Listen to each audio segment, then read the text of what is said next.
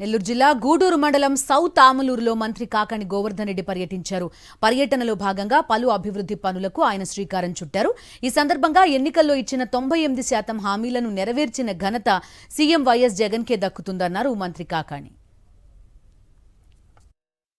సోమిరెడ్డికి పాపం ఒక బలహీనత ఏమిటంటే డబ్బు మీద, క్యాష్ మీద ఉన్నటువంటి ఆలోచన, క్యాష్ మీద ఉన్నటువంటి శ్రద్ధ పాపం సోమిరెడ్డికి ప్రజాస్వామ్యం మీద ఉండదు. అందుకని పాపం సోమిరెడ్డి ఆ విధంగా ఆరాటపడేటువంటి వాడు కాబట్టి సోమిరెడ్డికి వేసినటువంటి ఓటు చల్లనటువంటి ఓటుగా మిగిలిపోతుంది.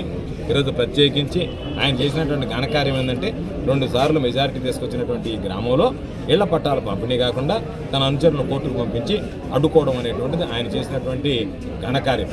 కాబట్టి అభివృద్ధి లేదు, సంక్షేమం లేదు, పట్టించుకున్నటువంటి పరిస్థితి లేదు. ఎక్కడైనా అభివృద్ధి జరుగుతుంటే వారుల యంత్రంతో దాన్ని అడ్డుకునేటువంటి విధంగా ప్రవర్తించడం జరిగింది. అదేవిధంగా ఈ మధ్య తుఫాన్ వచ్చింది. తుఫాన్ నేపథ్యంలో వరదల్లో కొట్టకపోతానేమో, ఈదురుగాలి లేచిపోతానేమో అని చెప్పి భయపడి వాటి నుంచి బయటకు రాకుండా వరదలు ఉధృతంగా ఉన్నప్పుడు, వర్షాలు కురుస్తున్నప్పుడు ఇంట్లో ముసుగుదని పడుకుని సోమిరెడ్డి ఈరోజు పాపం అందరి చేత కాగితాలు ఇప్పించి ఇంత కాదు ఇంత ఇవ్వండి అని చెప్పి మాట్లాడుతున్నాడు.